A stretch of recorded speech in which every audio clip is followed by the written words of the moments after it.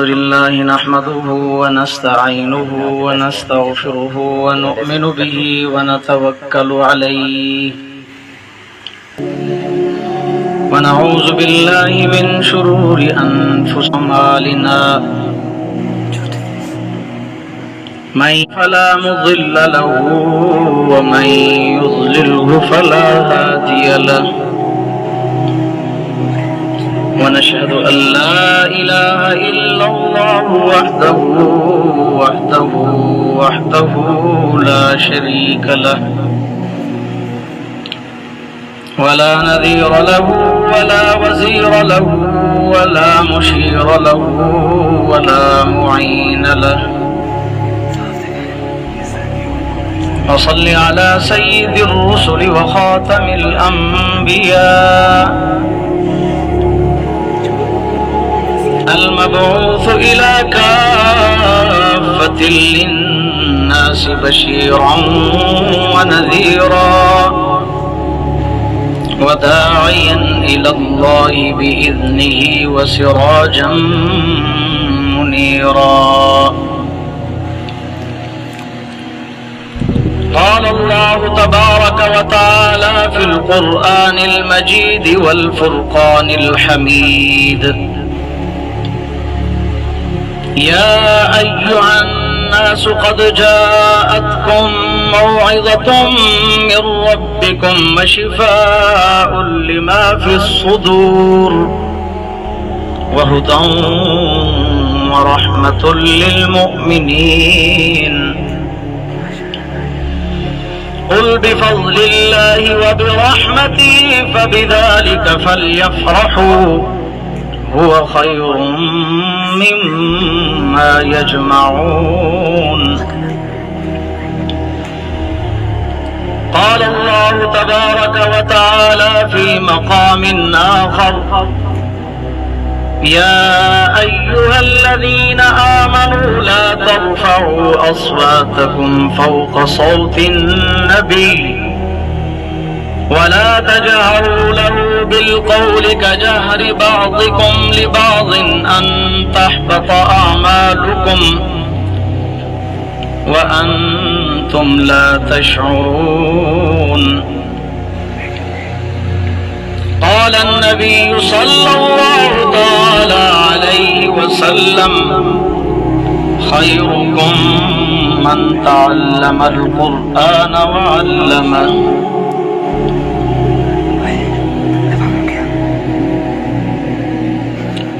وقال النبي صلى الله تعالى عليه وسلم اقرأوا القرآن فإنه يأتي يوم القيامة شفيعا لأصحابي صدق الله العظيم وصدق رسوله النبي الكريم ونحن على ذلك لمن الشاهدين والشاكرين والحمد لله رب العالمين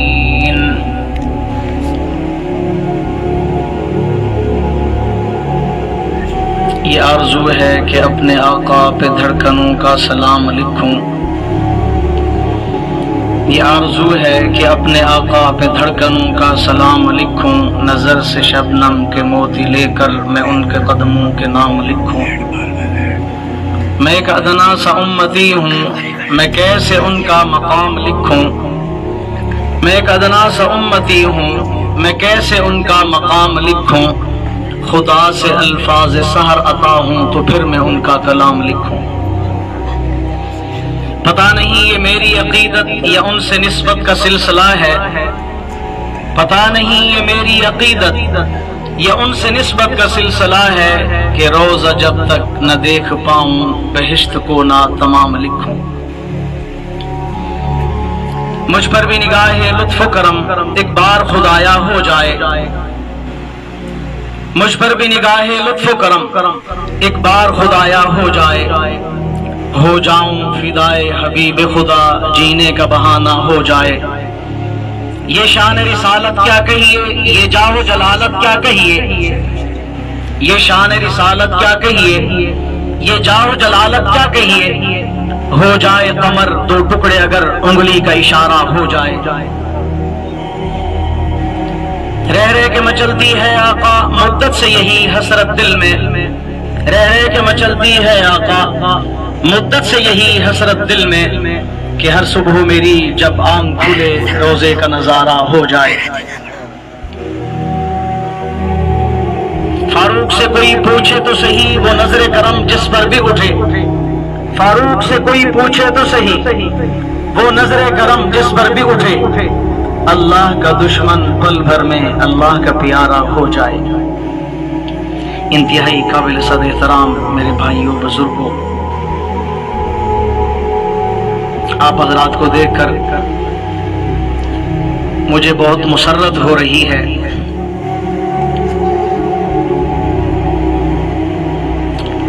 جن جن احباب کو ہم نے فون کیا یا راہ چلتے بھی کسی کو ہم نے دعوت دی تو وہ ہمارے ہاں تشریف لائے، میں آپ سب حضرات کا، سب احباب کا مشکور ہوں۔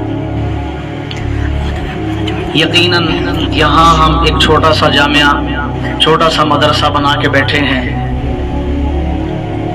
جو ہمارے مدرسے کے ساتھ مالی تعاون کرتا ہے وہ بھی ہمارا معاون ہے، اور جو ہمارے لیے کوئی کلمہ خیر کہتا ہے، ہمارے لیے دعا کرتا ہے، وہ بھی ہمارا معاون ہے۔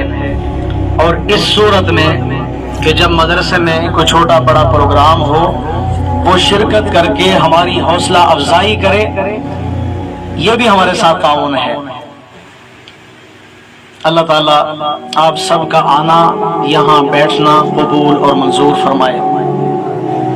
رمضان المبارک کا یہ آخری عشرہ بھی اپنے اختتامی مراحل کی طرف بڑھ رہا ہے۔ بڑا مبارک مہینہ جس میں اللہ پاک کی رحمت انسان کی طرف متوجہ ہوتی ہے۔ خوش قسمت ہیں وہ لوگ جنہوں نے اس ماہ مبارک کی قدر کی اور انہوں نے بہت کچھ سمیٹا، اور بدقسمت ہیں وہ لوگ کہ جن پر رمضان آیا ویسے 11 مہینوں کی طرح گزر گیا۔ اللہ تعالی ہمیں معاف فرمائے۔ آج کی ہماری یہ مجلس ختم قرآن کی مجلس ہے۔ قاری صاحب نے یہاں پورا مہینہ قرآن پاک سنایا۔ اللہ تعالیٰ ان کا سنانا اور ان کے پیچھے جن لوگوں نے قرآن پاک سنا، اللہ تعالیٰ سب کا سننا قبول اور منظور فرمائے۔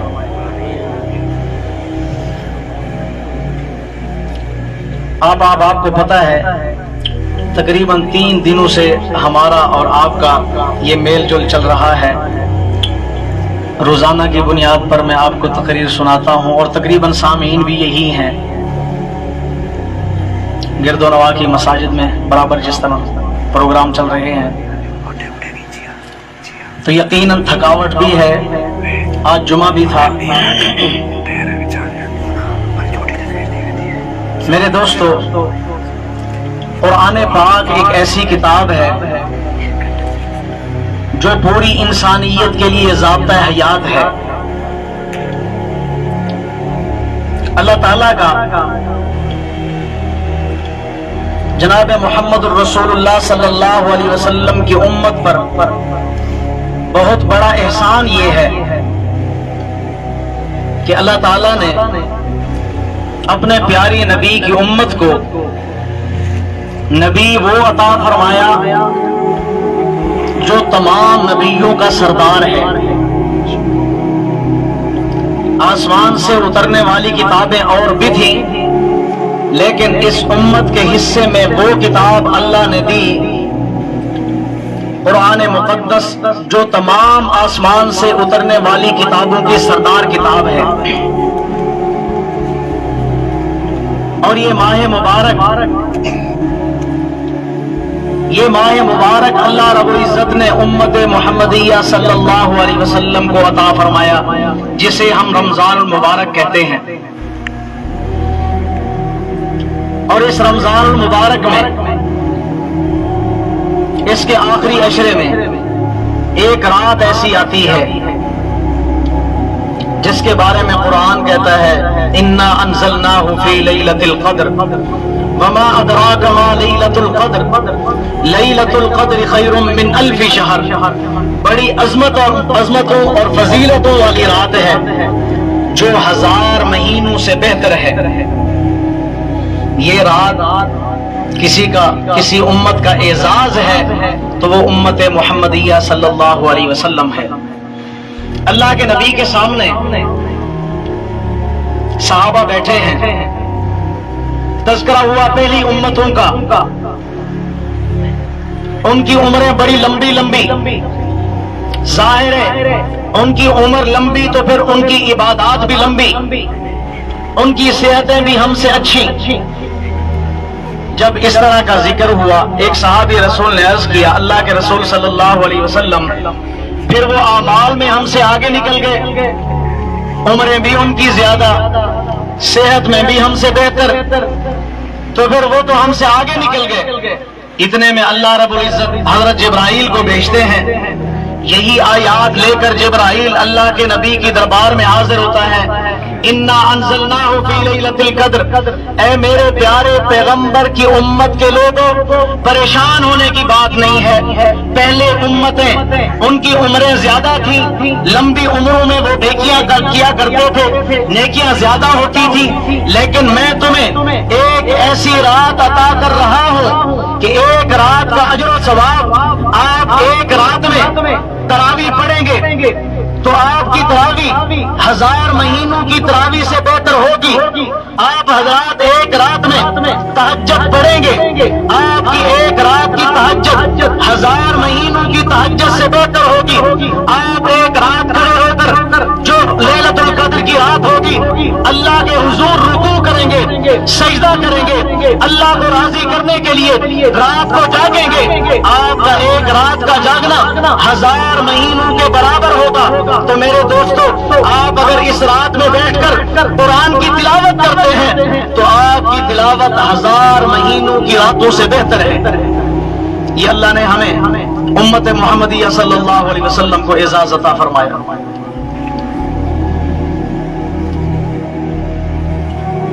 تو میرے دوستو، یہ قرآن ضابطہ حیات ہے. یہ قرآن وہ کتاب ہے جس میں زندگی گزارنے کے رہنما اصول موجود ہیں. آج اگر کوئی شخص یہ چاہے کہ میں کامیاب زندگی گزار کر دنیا سے چلا جاؤں تو اسے چاہیے کہ وہ قرآن مقدس کو مضبوطی سے تھام لے. اس میں جو اللہ کی طرف سے اوامر ہیں، اللہ نے جو احکام عطا فرمائے، اقیم الصلاۃ، لوگوں نماز قائم کرو، وہ اللہ کے حکم کو مانتے ہوئے نماز ادا کرتا ہے. آتوا الزکاۃ، اللہ کا حکم ہے تم زکات ادا کرو، قرآن کی مان کر زکات ادا کرتا ہے. وصوم رمضان کا مہینہ آتا ہے، اللہ کے اس عظیم کتاب میں حکم ہے کہ تم روزہ رکھو، وہ روزہ رکھتا ہے. وتحج البیت، اللہ نے جس کو استطاعت عطا کر رکھی ہے وہ حج بیت اللہ کرتا ہے. اس کتاب کے اوامر کو اپنے سینوں سے لگاتا ہے، اس کتاب کے اوامر پر، اس کتاب کے احکام پر اپنا سر بسجود کر دیتا ہے، سر تسلیم خم کر دیتا ہے. تو میرے دوستو، یہ بندہ دنیا میں بھی کامیاب ہے اور آخرت میں بھی کامیاب ہے. اور جن چیزوں سے اللہ نے روکا، جن چیزوں سے اللہ نے قرآن میں روکا، ان چیزوں سے رک جاتا ہے. یقیناً وہ شخص بہت بڑا کامیاب شخص ہے. میرے دوستوں، میں آپ کے سامنے عظمت قرآن پر زیادہ بات کرنے کے موڈ میں نہیں ہوں، کیونکہ 3 دن سے آپ کو عظمت قرآن ہی سنا رہا ہوں. سنانے والا میں ہوں، سننے والے سامعین آپ ہیں. تو میں آپ کے سامنے میں نے قرآن پاک کی ایک آیت پڑھی، یا ایھا الذین آمنوا لا ترفعوا اصواتکم فوق صوت النبی. میرے دوستو، یہ آیت اللہ کے نبی صلی اللہ علیہ وسلم پر اس وقت نازل ہوئی.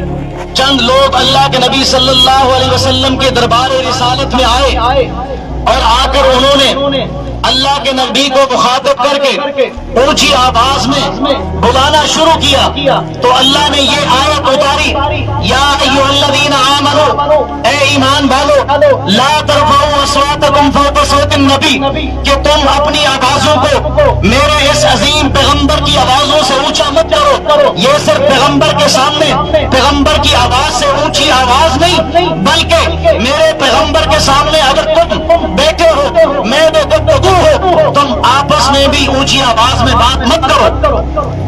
یہ پیغمبر کی گستاخی کے زمرے میں آتا ہے۔ ان تحبط اعمالکم وانتم لا تشعرون، اے میرے پیغمبر کی امت کے لوگوں، کہیں ایسا نہ ہو کہ تمہاری اس بے ادبی اور گستاخی کی وجہ سے تمہارے اعمال کو حبط کر دیا جائے، تمہارے اعمال کو ختم کر دیا جائے، وانتم لا تشعرون، اور تمہیں اس کا شعور بھی نہ ہو۔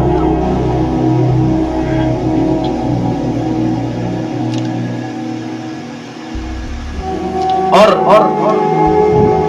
اس عنوان کا انتخاب ہم نے کیوں کیا؟ آپ حضرات اس سے بھی واقف ہیں، یہ کل کا واقعہ ہے۔ وہاں بیت اللہ میں، حرم شریف میں، مسجد نبوی میں پاکستان سے کچھ لوگ، کچھ زائرین عمرے کے لیے وہاں تشریف لے گئے۔ اس وفد میں وزیر اعظم بھی تھے، اس وفد میں اور کچھ لوگ بھی تھے۔ مسجد نبوی میں یہ لوگ موجود ہیں تو وہاں چند ایسے شر پسند عناصر جنہوں نے مسجد نبوی کے تقدس کو پامال کیا، چند شر پسند عناصر جنہوں نے وہاں بھی اپنی سیاست اور کرسی کو اپنے سامنے رکھا۔ میرے دوستو، ہمارے اخلاقی اقدار کا عالم یہ ہے، ہم مختلف جماعتوں میں تو بٹے ہیں، مختلف جماعتیں ہم نے اپنے لیے انتخاب کر رکھی ہیں، لیکن ہمارا یہ لڑائی اور جھگڑا، ہمارے یہ سیاسی اختلافات ہمارے گھروں سے نکل کر ہمارے گلی اور محلوں میں پہنچے، گلی محلوں سے نکل کر شہروں میں پہنچے، اور شہروں سے نکل کر آج حرم میں، آج مسجد نبوی ایسے شر پسند عناصر سے محفوظ نہیں ہے۔ یہ میرے اور آپ کے لیے، بلکہ میں کہتا ہوں پوری امت مسلمہ کے لیے ڈوب مرنے کا مقام ہے۔ سیاست کو ایک طرف رکھ دو، میں مسلمان پہلے ہوں، میری سیاست بعد میں ہے، میں مسلمان پہلے ہوں، میں پاکستانی بعد میں ہوں، میں پہلے اسلام کا وفادار ہوں، میں پھر پاکستان کا وفادار ہوں۔ اسلام پر، دین پر، اللہ کے نبی کے دین کی حرمت پر، مسجد نبوی کے تقدس پر، اللہ کے رسول صلی اللہ علیہ وسلم کے روزے کے تقدس پر کسی قیمت کمپرومائز نہیں کیا جا سکتا۔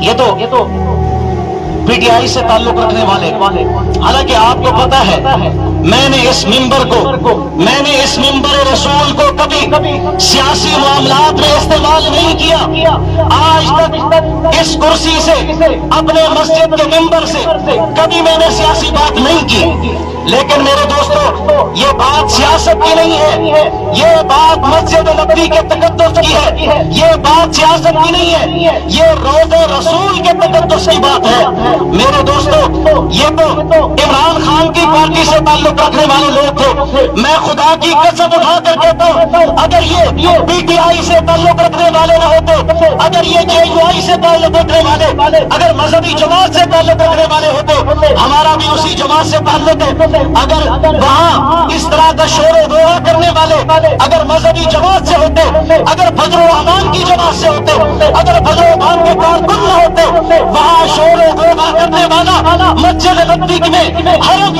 میں اگر خدا کی قسم فضل الرحمان ہوتا، میں ایک فضل الرحمان نہیں، میں کروڑوں فضل الرحمان محمد رسول اللہ کے جوتوں پہ قربان کر سکتا ہوں۔ ایسے ہے یا نہیں ہے؟ یہ ہمارا ایمان ہے، یہ ہمارا نظریہ ہے، یہ ہمارا عقیدہ ہے، قطع نظر اس بات سے کس کا کس جماعت کے ساتھ تعلق ہے، ہماری سیاست ہمارے ملک تک محدود ہونی چاہیے۔ हम अपनी सियासत से, के प्रोपेगेंडा माहौल से हम उस हरम के माहौल को गंदा करने की कोशिश कर रहे हैं। वहां आपको पता है अल्लाह के नबी सल्लल्लाहु अलैहि वसल्लम मौजूद है। अल्लाह के नबी की मौजूदगी में कुरान कहता है या अय्युहल्लज़ीना आमनू ला तर्फऊ अस्वातकुम फौका सौतिन नबी। पैगाम अल्लाह भेजता है, लेकर जिब्राइल आता है, उतरता जनाब मोहम्मद रसूलुल्लाह पर है। हुक्म ये है, ए ईमान वालो, ए मेरे पैगंबर की उम्मत के लोगों, अगर मेरे नबी मौजूद हो वहां ऊंची आवाज में आप बात नहीं कर सकते। मेरे दोस्तों, इस आयत का हुक्म जब अल्लाह के नबी मौजूद थे उस वक्त भी था, आज भी रोज़े रसूल में आले सुन्नत का अकीदा है। अल्लाह के नबी अपने रोज़े रसूल में जिंदा है। अल अंबिया व अहयाउन फी कुबूरिहिम युसल्लून, अंबिया अपनी कब्रों में जिंदा होते हैं, नमाज़ें भी पढ़ते हैं। और जो बंदा वहां जाकर अंबिया की कब्रों पर दुरूद पढ़ता है, अल्लाह के नबी सुनते हैं, जवाब भी देते हैं। जो दूर से पढ़ता है, फरिश्ते अपने जरिए अल्लाह के नबी के उस रोज़े पर उस आदमी के दुरूद को पहुंचाते हैं और बाई नेम पहुंचाते हैं। ये हमारा अकीदा और नजरिया है। हरम में जाने वाला शख्स, हरम में जाने वाला शख्स, मेरी बात जरा तवज्जो से सुने। हरम में जाने वाला शख्स चाहे डाकू हो, हरम में जाने वाला लुटेरा हो, हरम में जाने वाला बेईमान हो, हरम में जाने वाला अगर उचक्का हो, दोस्तों लोग गुनाहों की गठरियां अपने सर पर उठाए रोज़े रसूल पे अपने गुनाहों को बख्शवाने के लिए जाते हैं, अपने गुनाहों की माफी और तराफी के लिए जाते हैं। मेरे दोस्तों, वो रोज़े रसूल में अल्लाह के नबी के मेहमान होते हैं। मेरे और आपके घर में अगर कोई मेहमान आए, मेहमान बेईमान भी हो, मेहमान उचक्का भी हो, मेहमान डाकू भी हो, मेहमान बदमाश भी हो, जैसा भी हो, लेकिन मेरे दोस्तों, जब मेरा और आपका मेहमान होता है, मेहमान का तकद्दुस होता है, मेहमान का एहतराम होता है। जब मेहमान मेरे और आपके घर में हो, अगर कोई बंदा आकर उस मेहमान की बेअदबी और गुस्ताखी करे, मेहमान डाकू भी हो, मेहमान चोर भी हो, लेकिन मेहमान के तकद्दुस का तकाज़ा ये है, वहां आकर अगर कोई बंदा उनके खिलाफ बात करेगा, वो उस मेहमान के खिलाफ नहीं बल्कि मेजबान की गुस्ताखी कर रहा होता है। वो मेहमान के खिलाफ नहीं बल्कि उस मेजबान के घर का तकद्दुस पामाल कर रहा होता है। रोज़े रसूल में मेरे महबूब आराम फरमा है। रोज़े रसूल में मस्जिद नबवी में किसी को ये हुक्म नहीं कि ऊंची आवाज में तिलावत करो, किसी को ये आदत नहीं है वहां ऊंची आवाज में दुरूद पढ़ सके। और उस मस्जिद में जाकर उस रोज़े रसूल के सामने, उस पैगंबर के सामने जो रोज़े रसूल पर मेरे और आपके सलाम को सुनता भी है और जवाब भी देता है। दूसरी तरफ आप अगर सहाबा को देखें, ये आयत जब नाज़िल होती है तो हज़रत साबित रज़ी अल्लाह तआला, साबित बिन कैस रज़ी अल्लाह तआला आयत के उतरने के बाद अपने घर में जाकर तबक्कर बैठ गए। एक हफ्ता गुजरा, मस्जिद नबी में नहीं आ रहे। अल्लाह के नबी ने पूछा, ए मेरे सहाबा, ए साहब इधर आओ, मुझे जरा बताओ तो सही मेरा साबित बिन कैस कहाँ है। अल्लाह के नबी सल्लल्लाहु अलैहि वसल्लम ने साहब को देखा, हजरत साबित रज़ी अल्लाह तआला को ढूंढने के लिए उनके घर में पहुंचे। वहां जाकर पूछा, अल्लाह के रसूल आपका पूछते हैं, आप मस्जिद नबी में नहीं आ रहे। और हजरत साबित बिन कैस ज़ारे कतार हो रहे हैं और फरमाते हैं, अल्लाह के रसूल पर यह आयत उतरी है और मेरी कुदरती तौर पर आवाज ऊंची है, मैं ऊंची बोलता हूँ, मैं तो इस खौफ में मारे जा रहा हूँ, मैं इस खौफ में परेशान हूँ कहीं ऐसा ना हो कि मेरे अमाल भी हदत हो जाए, मेरे अमाल भी तबाह और बर्बाद हो जाए। इस डर से वो सहाबी रसूल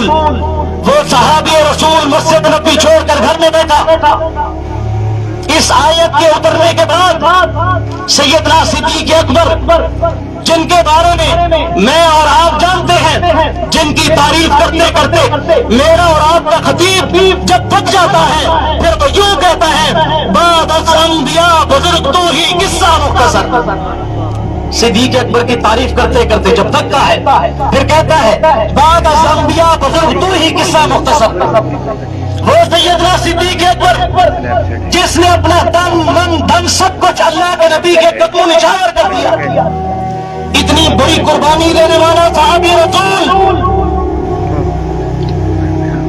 اس آیت کے اترنے کے بعد اللہ کے نبی کی مجلس میں حاضر ہوا، آ کر کہتا ہے اللہ کے رسول صلی اللہ علیہ وسلم آج کے بعد میں آپ سے سرگوشی میں بات کیا کروں گا۔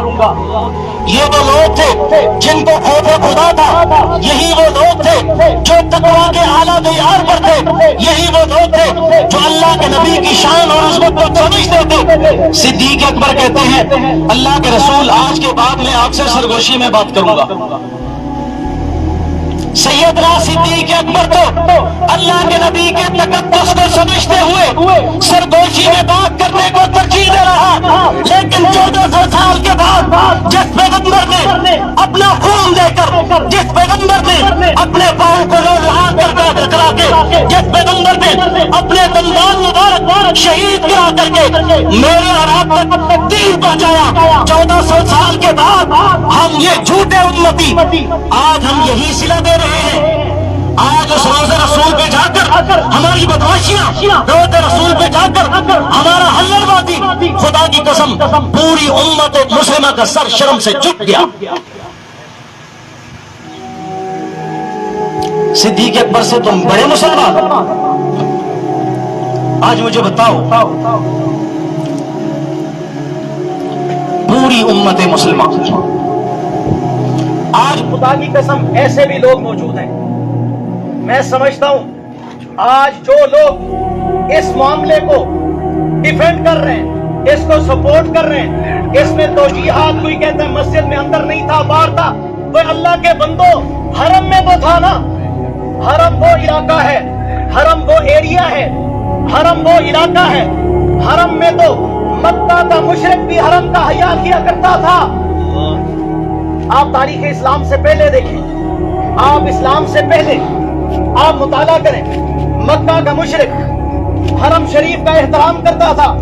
مکہ کا مشرک جب کسی کو قتل کرتا، عربوں میں لڑائیاں ہوتی تھی، چھوٹے چھوٹے معاملے میں ایک دوسرے کو مار دیا کرتے تھے، لیکن جب کوئی قاتل کسی کو قتل کر کے آتا تھا، پھر وہ اپنے تحفظ کے لیے، اپنی جان کے بچاؤ کے لیے وہ سیکورٹی گارڈ نہیں بلکہ وہ حرم کا رخ کرتا تھا۔ وہ سمجھتا تھا حرم وہ علاقہ ہے جو امن والا ہے، حرم وہ علاقہ ہے جہاں آ کر کوئی کسی کی جان نہیں لے سکتا۔ سبحان اللہ۔ حرم تو امن کا مرکز ہے، حرم تو وہ ہے جہاں حرم کا پرندے بھی احترام کرتے ہیں، حرم تو وہ ہے جس میں کسی جاندار چیز کو مارنا گناہ ہے۔ اور خدا کی قسم مسلمانوں، حرم تو وہ ہے جس میں حجاج جا کر عمرہ اور زائرین زیارت کرنے کے لیے جب جاتے ہیں، اگر کسی کے سر سے چوں بھی ہاتھ میں آ جائے، حرم کے اندر چوں کو مارنا بھی جائز نہیں۔ اتنی امن والی جگہ میں ہلڑ بازی، اتنی امن والی جگہ میں تماشا، اتنے امن والی جگہ میں کہتا ہوں آج جو فرد اس اقدام کی حمایت کرتا ہے وہ بعین ہی جس طرح انہوں نے شور و غوغا کر کے اللہ کے نبی کا روزے رسول میں دل دکھایا، آج اگر ان کو کوئی ڈیفینڈ کرتا ہے، اگر ان کے اس اقدام کی کوئی سپورٹ کرتا ہے، خدا کی قسم اس جرم میں وہ برابر کا شریک ہے۔ مجھے بتاؤ اگر کل قیامت والے دن جنہوں نے شور و غوغا کیا وہ ذرا سوچیں، کل قیامت والے دن حسین کے نانا نے، کل قیامت والے دن حسین کے نانا نے پل صراط پہ ہمارا راستہ روک لیا تو کیا بنے گا؟ بتاؤ کیا بنے گا؟ کیا بنے گا؟ قیامت والا دن ہوگا، سارے لوگ پریشان ہوں گے، نفسا نفسی کے عالم میں ہوں گے، اس وقت حساب کتاب شروع نہیں ہو رہا، لوگ پسینے میں شرابور ہیں، پریشان ہیں، ایک دوسرے کے پاس جا کر انبیاء کہہ رہے ہیں اللہ سے کہو حساب و کتاب شروع ہو۔ اللہ کے نبی صلی اللہ علیہ وسلم سجدہ فرمائیں گے، لمبا سجدہ فرمائیں گے، اللہ خود فرمائیں گے اے میرے پیارے حبیب اپنا سر اٹھائیے، مانگ میرے پیارے حبیب تو کیا مانگتا ہے؟ اللہ کے نبی فرمائیں گے یا اللہ میری امت کا حساب کتاب شروع کر، اگر میرا اور آپ کا وہاں حساب شروع ہو، اللہ کے نبی موجود ہوں، اللہ کی عدالت لگی ہو، اس طرح کے لوفر، لفنگے، اچکے، بدماش، کمینے وہاں اگر اپنی بخشش کے لیے لائن میں لگے ہوں، وہاں جا کر اللہ کے رسول کے سامنے آئے اور میرے محبوب ان سے اپنا چہرہ پھیر لیں تو کیا بنے گا؟ بتاؤ کیا بنے گا؟ تباہی اور بربادی سے کوئی نہیں بچا سکتا. یہ کسی مسلمان کا نظریہ نہیں ہو سکتا. آپ اگر تاریخ پڑھیں تو ہمیشہ اہل اسلام کی اور اسلام کی یہودیوں نے مخاطب کی. نور الدین زنگی رحمۃ اللہ علیہ جو دمشق میں مسلمانوں کے امیر المؤمنین تھے، بہت بڑے صاحب بصیرت تھے، نیک انسان تھے، اللہ کے ولی تھے. تو رات کو سوئے، انہوں نے خواب دیکھا. خواب میں اللہ کے نبی صلی اللہ علیہ وسلم تشریف لائے اور ساتھ ہی نور الدین زنگی کو دو ایسی شکلیں دکھائی گئیں جن کے بارے میں اللہ کے نبی صلی اللہ علیہ وسلم نے فرمایا، اے نور الدین یہ دو بندے مجھے تکلیف پہنچا رہے ہیں. نور الدین زنگی اٹھا، وضو کیا، تہجد پڑھی. تہجد پڑھنے کے بعد پھر جب سویا، پھر اللہ کے نبی صلی اللہ علیہ وسلم خواب میں آئے. پھر آ کر فرمایا، یہ دو بندے، شکلیں بھی دکھائیں، یہ دو بندے مجھے تکلیف پہنچا رہے ہیں. پھر نور الدین زنگی اٹھے، تہجد پڑھی. تہجد پڑھنے کے بعد پھر سو گئے. جب تیسری مرتبہ پھر یہی خواب دیکھا تو پھر اپنی اس حکمرانی میں اپنے وزراء کو، سمجھدار لوگوں کو بلایا، مشورہ کیا، ماجرا سنایا، اپنا خواب سنایا کہ میں بار بار یہ خواب دیکھ رہا ہوں. وہاں کسی صاحب بصیرت بیٹھے شخص نے کہا، اے امیر المؤمنین، اسلام کے خلاف کچھ بڑا ہو رہا ہے. اس کے بعد مشاورت کے ساتھ تقریباً 30-40 لوگ وہاں سے، بڑے صاحب بصیرت، سمجھدار، عقل مند، ذی شعور، وہاں سے نور الدین زنگی کے ساتھ وہ مدینہ منورہ کی طرف چلے. دمشق سے مدینہ منورہ کی طرف یہ قافلہ 16 دنوں کا سفر طے کر کے مدینہ منورہ پہنچا. مدینہ کے گورنر نے باہر نکل کر استقبال کیا. جب آپس میں ڈسکس ہوئی، نور الدین زنگی نے وہ پورا واقعہ سنایا اور پھر کہا کہ وہ دو شکلیں جو اللہ کے نبی نے مجھے دکھائیں وہ مجھے یاد ہیں. آپ ایک دعوت عام کریں، سلطنت کے سارے لوگوں کو بلائیں، ان کو کھانا بھی کھلائیں گے، ان کو تحائف اور ہدیے بھی دیں گے. اتنے میں لوگوں کی شکلیں دیکھوں گا، میں ان لوگوں کی پہچان کروں گا جو اللہ کے رسول صلی اللہ علیہ وسلم نے جن کی نشاندہی فرمائی. بڑی دعوت، مجمع عام لگا، لوگوں کو جمع کیا گیا. اب نور الدین زنگی بھی موجود ہیں، وہاں وزراء، حکماء، سمجھدار لوگ بھی موجود ہیں. لوگ آئے، دسترخوان لگے، کھانے لگے، لوگ کھانا کھا کر جاتے گئے. تحائف اور ہدیے نور الدین زنگی کے ہاتھوں سے لیتے گئے. سارے لوگ چلے گئے لیکن وہ دو شخص جو اللہ کے نبی نے دکھائے تھے وہ اس مجمع میں موجود نہیں ہیں. نور الدین زنگی نے کہا، ان کے علاوہ کوئی اور شخص ابھی رہتا ہے؟ گورنر نے کہا، یہ ممبر روضہ رسول کے ساتھ ہی ایک حجرہ ہے، وہاں دو لوگ رہتے ہیں، بڑے عبادت گزار، بڑے تہجد گزار. ان کے شب و روز عبادت میں گزرتے ہیں اور سخی اتنے ہیں، پورے علاقے میں، پورے مدینے میں ان کی سخاوت کے چرچے ہیں. وہ تو لوگوں کو ملاقات کا ٹائم بھی نہیں دیتے، لوگوں کی دعوت قبول بھی نہیں کرتے. نور الدین زنگی نے کہا، ان کو بلاؤ. جب شاہی دربار میں ان کو لایا گیا، نور الدین زنگی نے کہا، بعین ہی یہ وہی شخص ہیں جن کی نشاندہی اللہ کے نبی صلی اللہ علیہ وسلم نے فرمائی. ان سے جب پوچھا گیا، ہم مغرب سے آئے، ہم یہاں عبادت کے لیے آئے، ہم روضہ رسول کی جستجو میں روضہ رسول پر حاضری دینے کے لیے آئے، یہاں ہم عبادت اور ریاضت کرتے ہیں، اس کے علاوہ کچھ نہیں. نور الدین زنگی نے کہا، میں سارے معاملات جان چکا ہوں، مجھے سچ سچ بتاؤ. جب سارا معاملہ کھلا تو پھر انہوں نے بتایا کہ ہمیں ہمارے مغربی آقاؤں نے بھیجا ہے اور کہا کہ جس روضہ رسول پر पूरी दुनिया से मुसलमान मारे मारे खिंचे खिंचे आते हैं। जाओ उस रोज़े रसूल में जाकर जनाब मोहम्मद रसूलुल्लाह सल्लल्लाहु अलैहि वसल्लम के जसद अतार को उठा कर लाओ। हुकूमत के कुछ लोग नूरुद्दीन जंगी के साथ उनके हुजरे में आए। आकर देखा हुजरे में कुछ भी नहीं।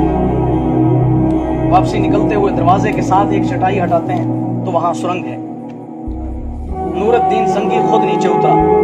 जब देखा इस सुरंग का रास्ता तो सीधा रोज़े रसूल तक जा रहा है, और जब आगे जाकर देखा वो बिल्कुल रोज़े रसूल के करीब पहुंच चुका था। और यहां तक भी बाज़ किताबों में लिखा है कि उसने अल्लाह के रसूल सल्लल्लाहु अलैहि वसल्लम के पांव मुबारक की ज़ियारत भी कर ली।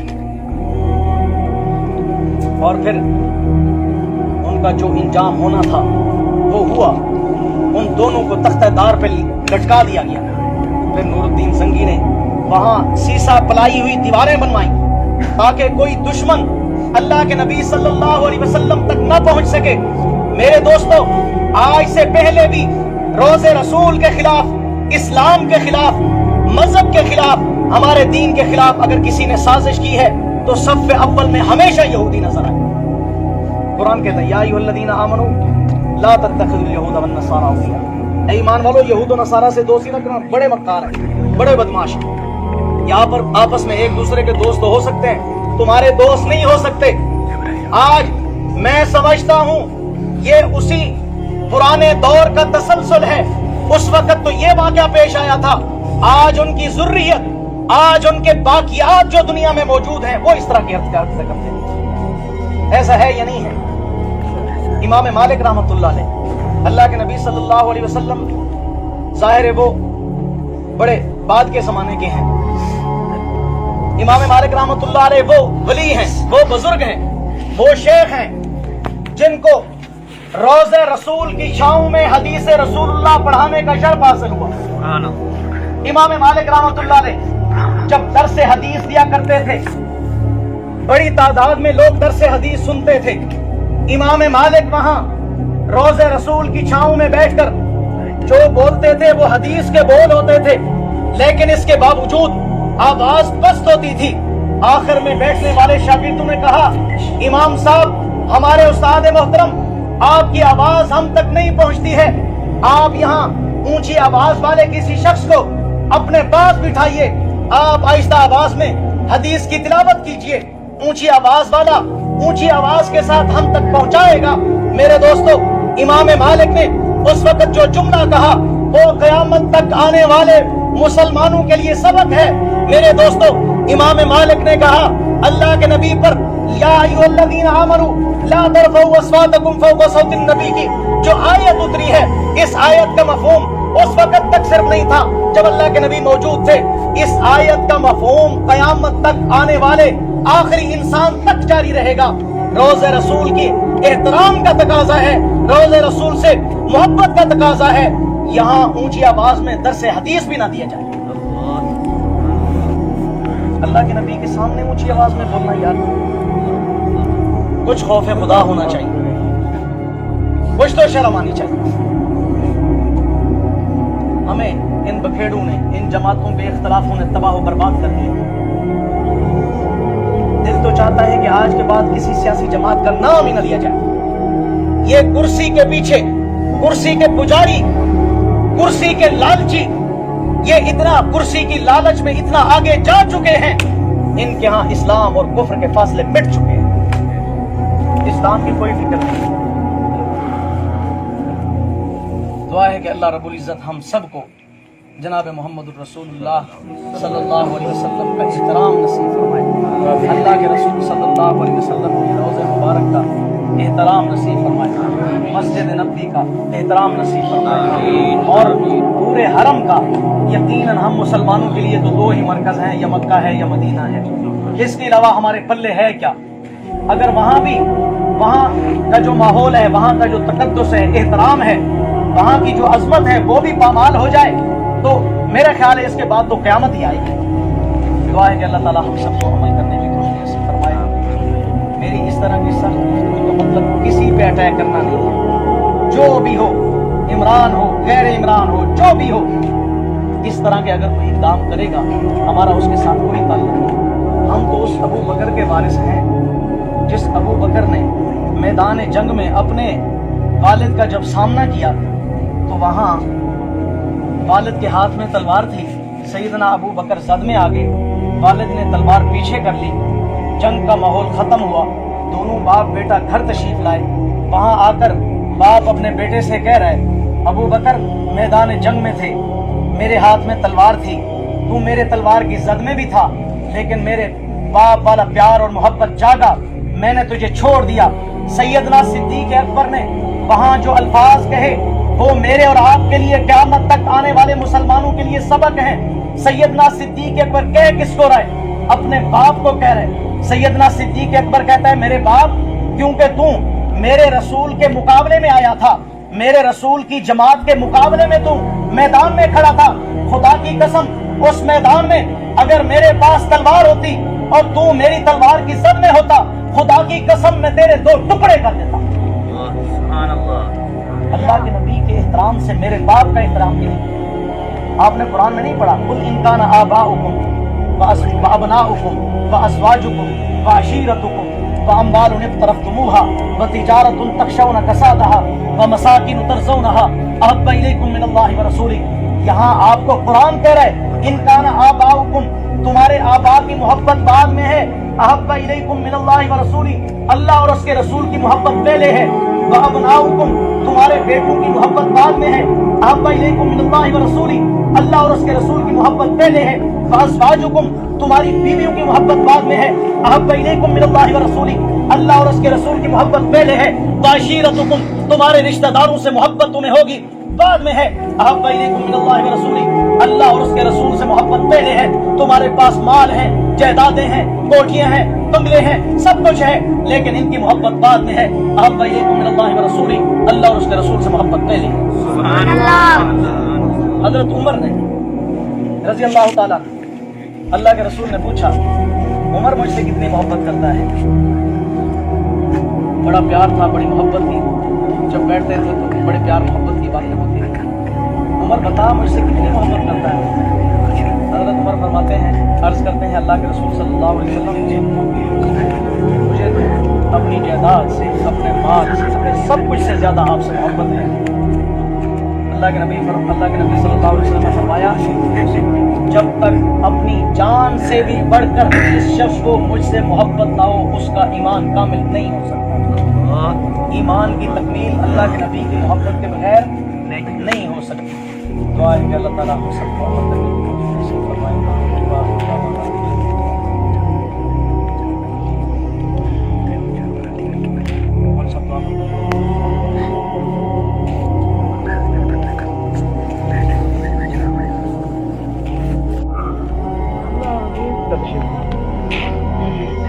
बाकी सारे आप